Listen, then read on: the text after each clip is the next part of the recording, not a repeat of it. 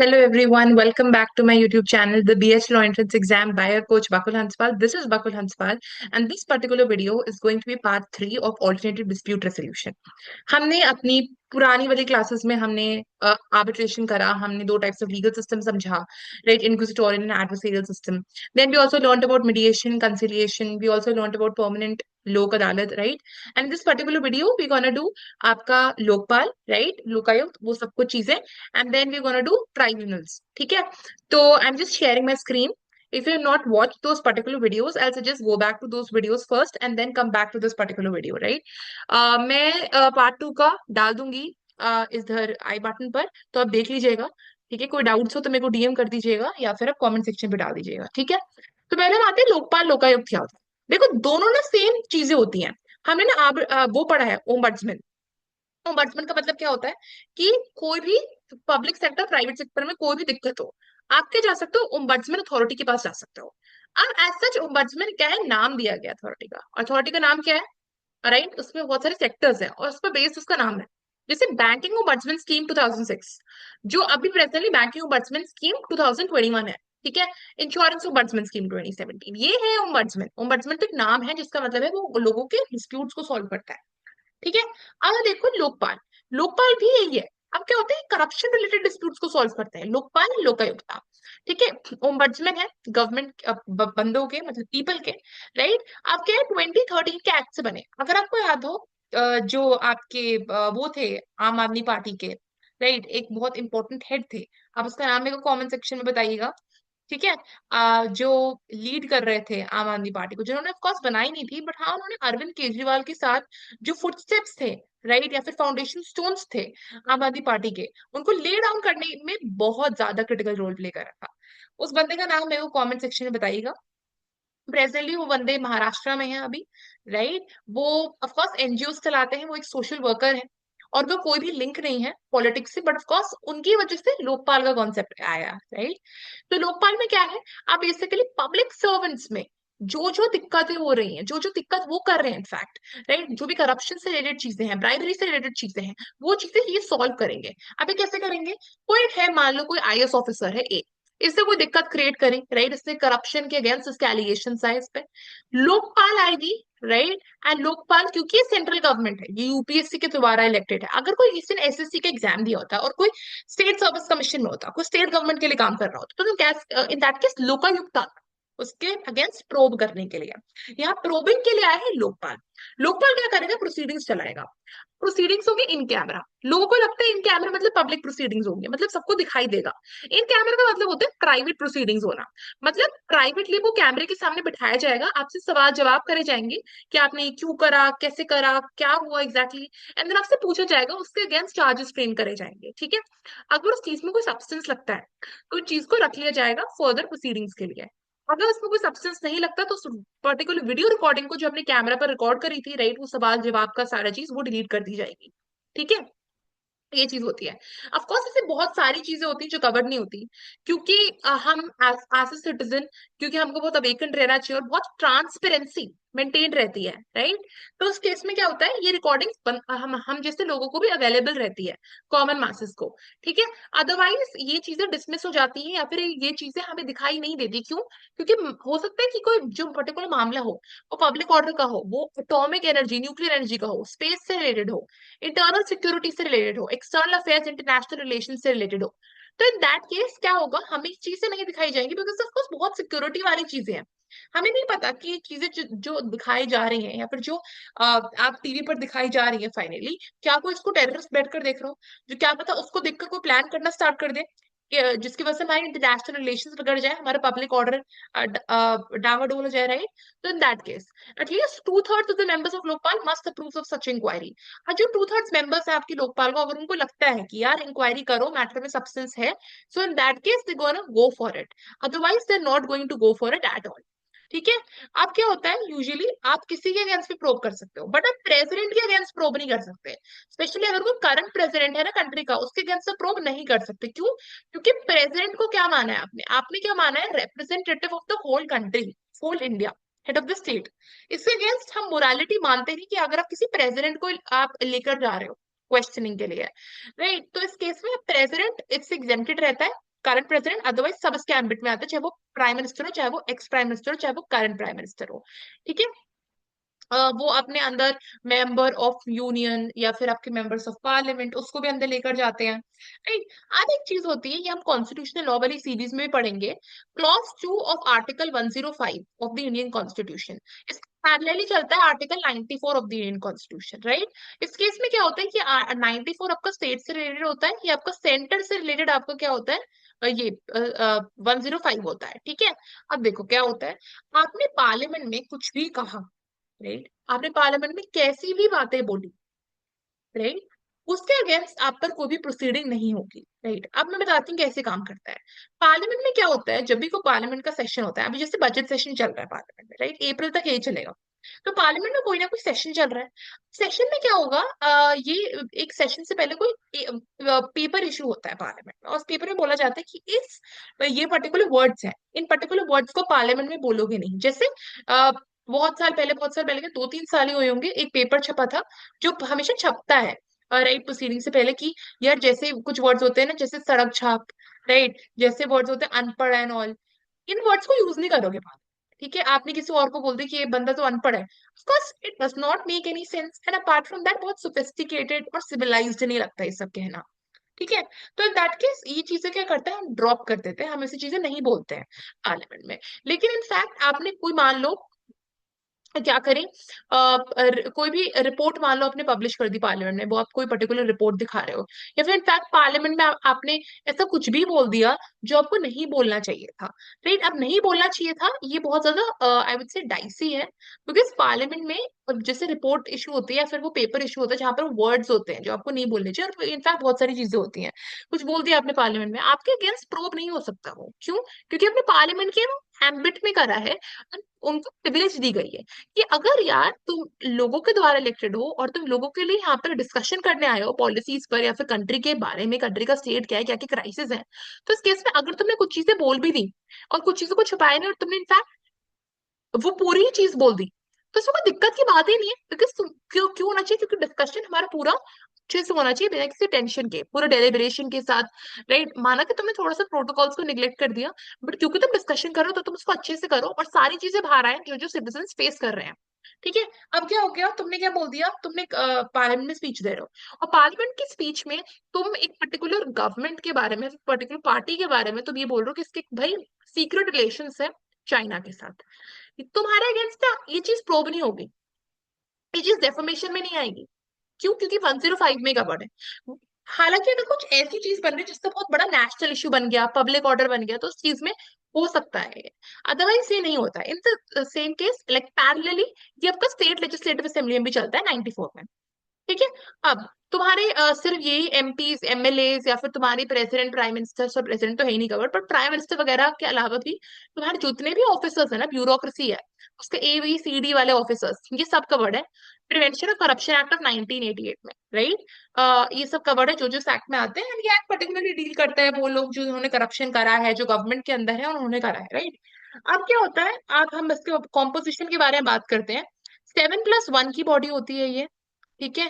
एक आपका हमेशा चेयरमैन होता है, बाकी सब आपके क्या होते हैं, 50% यहाँ पर जुडिशियल मेंबर्स होते हैं एंड 50% नॉन जुडिशियल मेंबर्स होंगे। इसका मतलब क्या होगा, कुछ ऐसा कॉम्पोजिशन होगा कि अगर मान लो 8 मेंबर है, 4 जुडिशियल मेंबर्स होंगे और 4 नॉन जुडिशियल मेंबर्स होंगे, मतलब आपके सिविल सर्वेंट्स नहीं होंगे, आपके सिविल सर्वेंट्स हो जाएंगे, राइट, आपके वो सोशल वर्कर्स हो जाएंगे, एनजीओ में काम करने वाले जिन लोगों को एक्सपीरियंस हो करप्शन वाले एरिया में, उन लोगों के पास हो जाएगा। ठीक है। और क्योंकि आपका 1+3 हो जाएगा ये, क्योंकि आपका एक चेयरमैन है जो ऑलरेडी जिसके पास जुडिशियल वाला क्वालिफिकेशन है, वो हो जाएगा, अपार्ट फ्रॉम दैट ये लोग हो जाएंगे। ठीक है। तो आपका ऐसा ऐसा चलता है। भाई कोई चीफ जस्टिस रहा हो कंट्री का, या फिर कोई प्रेजेंट जज हो सुप्रीम कोर्ट का, कोई इमिनेंट जुडिशियल पर्सन हो, इम्पेकेबल कैरेक्टर, इम्पेकेबल मतलब जिस पर उंगली नहीं उठा सकते, राइट, जिसको बहुत एक्सपीरियंस हो 25 ईयर्स का इन पब्लिक इन सेक्टर्स में, vigilance, finance, public administration, policy making या फिर एंटी करप्शन, इन सब केसेस में।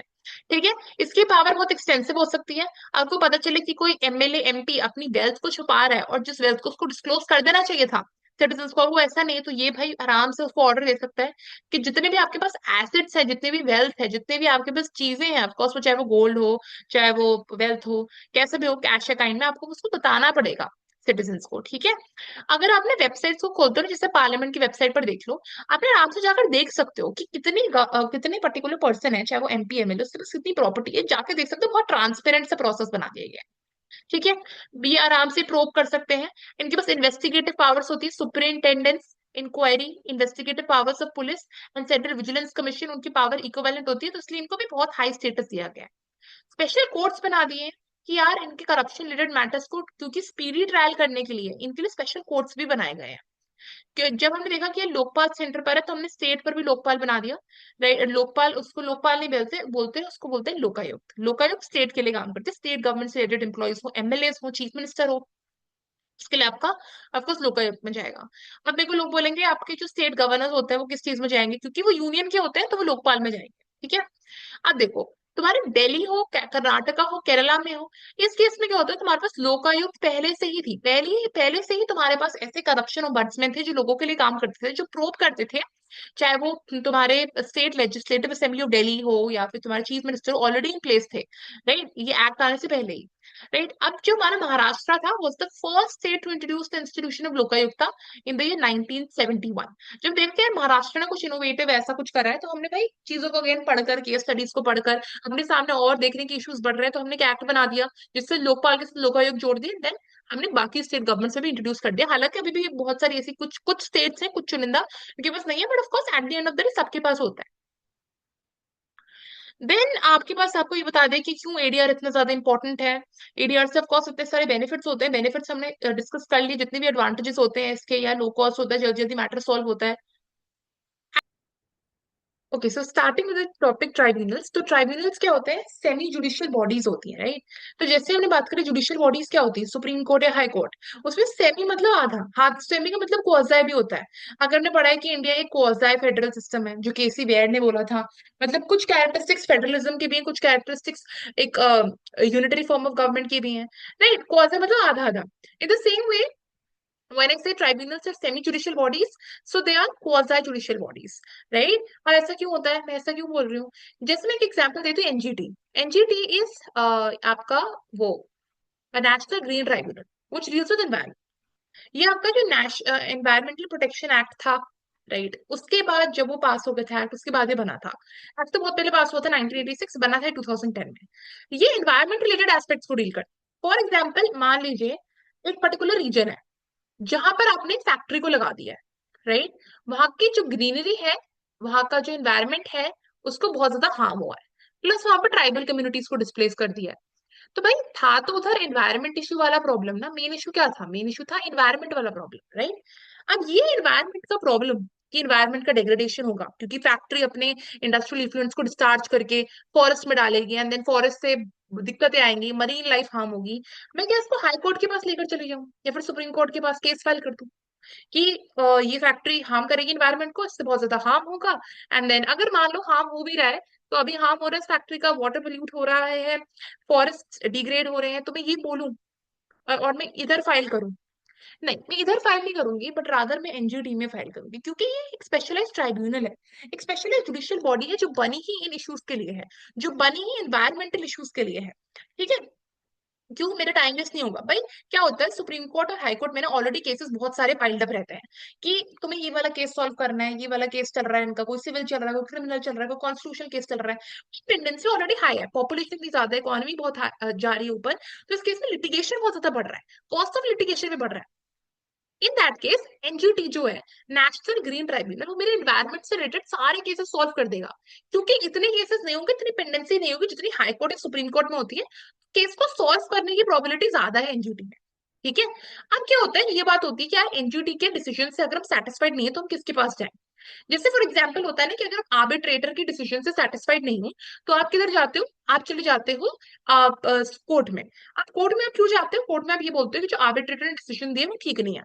हालांकि आप ऐसे नहीं जाते कि मैं केस हार गई आर्बिट्रेशन में, तो आप भाई केस हाई कोर्ट ले लीजिए, ऐसे नहीं जाते, बट आप ऐसे जरूर जा सकते हो कि कोई जो आर्बिट्रेशन ने जो फाइनल जजमेंट दिया है, वो आपका जो आर्बिट्रेशन अग्रीमेंट था उसके एम्बिट में कवर्ड नहीं है, या फिर जो आर्बिट्रेटर अपॉइंट करा गया था वो बहुत बायसनेस लिए अपॉइंट करा गया था, ए और बी ने आर्बिट्रेटर अपॉइंट करा, पता चला वो आर्बिट्रेटर बी की कंपनी में काम करता था 2 साल पहले। इन दैट केस थोड़ा सा बायसनेस होगा, चाहे वो उसके फेवर में हो चाहे वो उसके अगेंस्ट में हो, राइट।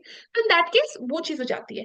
तो ओवर है अपील करने के लिए division bench of concern high court में जाते हो, राइट। बेंचेस होती है नेशनल ग्रीन ट्राइब्यूनल के, हर जगह होंगी, न्यू दिल्ली में तो प्रिंसिपल बेंच है, लेकिन आपके बाकी सारे रीजन में भी बेंचेस बैठती हैं। तो क्या होता है, अगर आप सेटिस्फाइड नहीं हो एनजीटी के डिसीजन से, आप division bench of concern high court मतलब कंसर्न स्टेट उस हाई कोर्ट में अपील कर सकते हो। मैटर राजस्थान का था, राइट, जहां से बहुत सारी चीजें खराब हो रही थी क्योंकि फैक्ट्री वगैरह लग गई थी। मैं क्या चाहूंगी, मैं राजस्थान हाईकोर्ट की बस चले जाऊंगी, क्योंकि वहां पर एनजीटी की बेंच कॉन्स्टिट्यूट होती है इस मैटर को सुनने के लिए। ऑफकोर्स तुम्हारे पास सेंटर पर तो एनजीटी बैठी हुई है न्यू दिल्ली में, बट बहुत जगह भी उसकी बेंचेस लगती हैं, जो लोग एक्सेस नहीं कर पाते चीजों को। अब कोई ऑफकोर्स केरला में ये चीज से है तो कोई न्यू दिल्ली छोड़ना जाएगा, वो केरला के ही एनजीटी में जाएगा ना, जहाँ पर उसकी बेंच सेटअप होगी, राइट। अब डिवीजन बेंच और कॉन्स्टिट्यूशन बेंच में ना डिफरेंस होता है, ये बहुत लोग को पता नहीं होता। कॉन्स्टिट्यूशन बेंच का मतलब होता है जिस पर्टिकुलर बेंच में क्या होता है, जैसे बात करें बार बार में लॉयर्स बैठते हैं, जैसे बार एसोसिएशन, राइट, उसमें लॉयर्स होते हैं। बेंच में जजेस बैठते हैं। अब बेंच दो तरीके की होती है, डिवीजन बेंच होती है, कॉन्स्टिट्यूशनल बेंच होती है, इनफैक्ट तीन तरह की होती है, सिंगल जज बेंच। सिंगल जज बेंच में आपका क्या होता है, एक जज होता है। डिवीजन जज बेंच में आपके दो से तीन जजेस होते हैं, राइट। एंड कॉन्स्टिट्यूशन बेंच में पांच से सात जजेस होते हैं। अब देखो, जब भी बेंच में आप क्या करते हो, जजेस को इंडक्ट करते हो ना, आप हमेशा ऑड नंबर्स में इसको रखते हो, राइट, ताकि क्या हो, इतना ज्यादा वो ना हो, राइट। जैसे मैं आपको फॉर एग्जांपल दूं ये वाली बात ना, 3:2, ये थ्री, एक पर्टिकुलर मैटर में थ्री जजेस रख दिए, दूसरे मैटर में मैंने टू जजेस रख दिए। अब यहाँ पर क्या बोलेगा, जज बोलेगा I am in favour of the decision, I am not in favour of the decision. भाई किसकी बात सुनोगे, क्वालिटी है।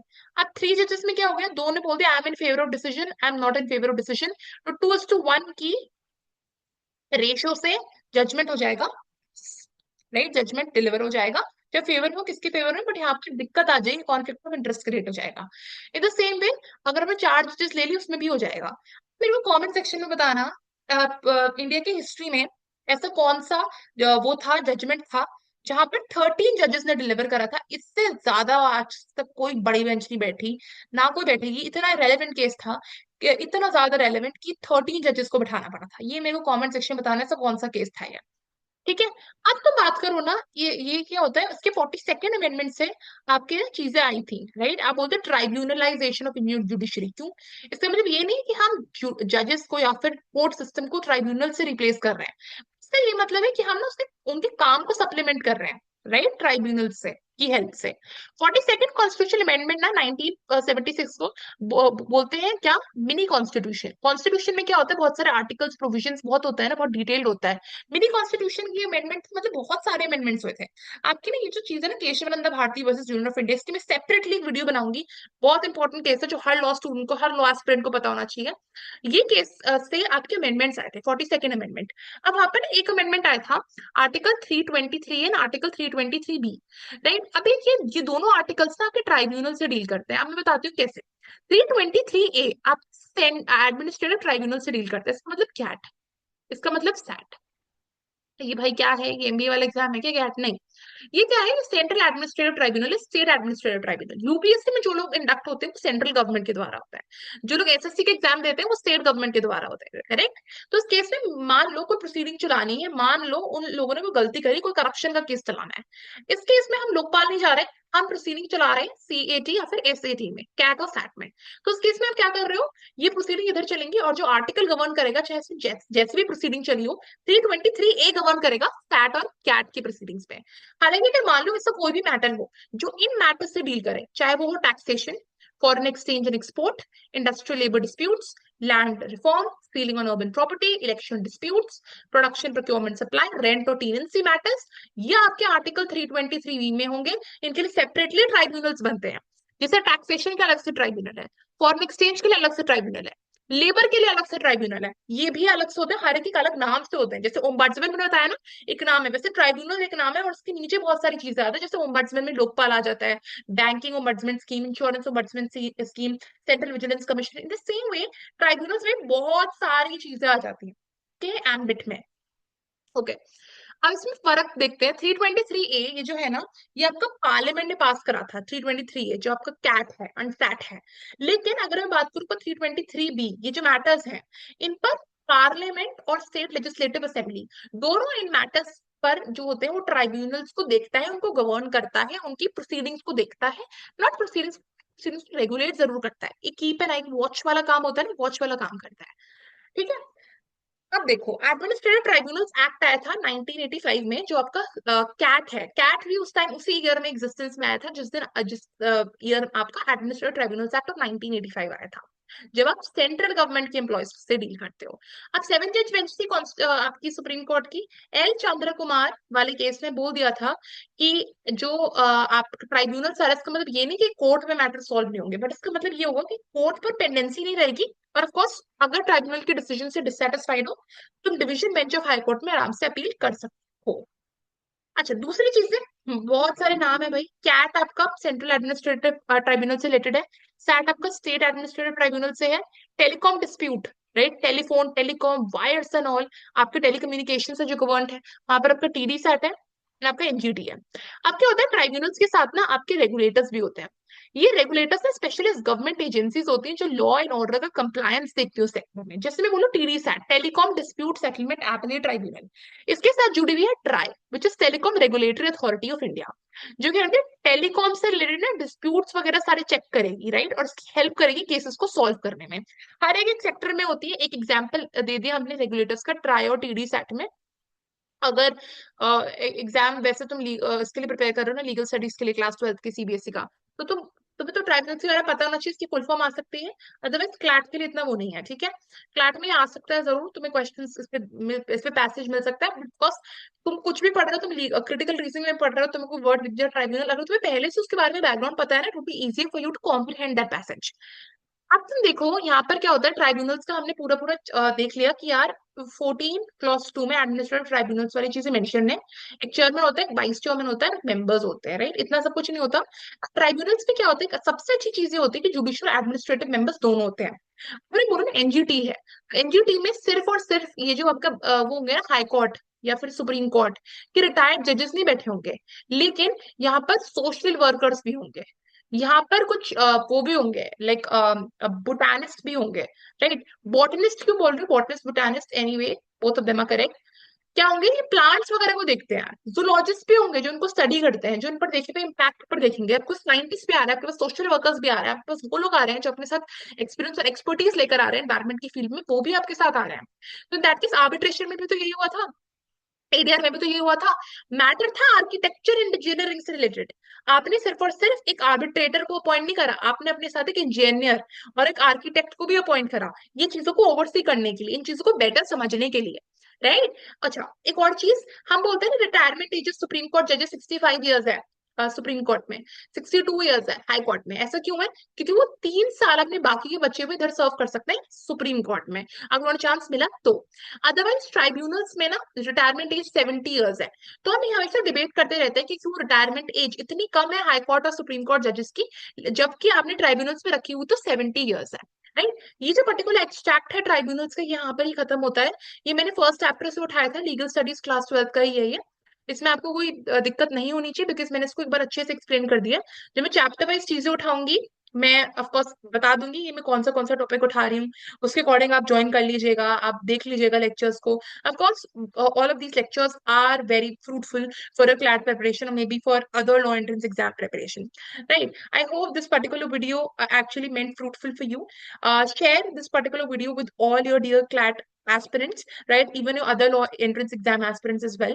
Like, share, comment and subscribe to my YouTube channel. Whatever improvements that you feel there could be, if any, you please feel free to drop them down in the comment section below. Apart from that, you can even DM me on my Instagram page. I would be very, very happy to incorporate those particular changes or improvements in my upcoming videos. And do hit the bell icon as well so that you're the first one to get the notification of any new video. Thank you so much. Stay tuned. Bye.